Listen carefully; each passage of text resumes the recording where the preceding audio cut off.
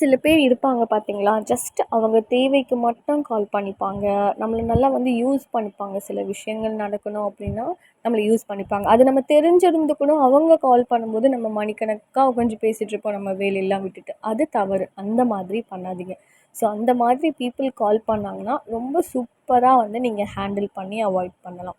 So இது உங்க self ரெஸ்பெக்ட்காக நீங்க பண்ற ஒரு விஷயம். ஸோ அவங்க எப்போவாச்சும் உங்ககிட்ட பேசணும் தோணுச்சு, டைம் பாஸ் ஆகணும்னா கால் பண்ணுவாங்க. ஜஸ்ட் நீங்களும் கால் எடுங்க. ஹாய், ஹலோ எப்படி இருக்க?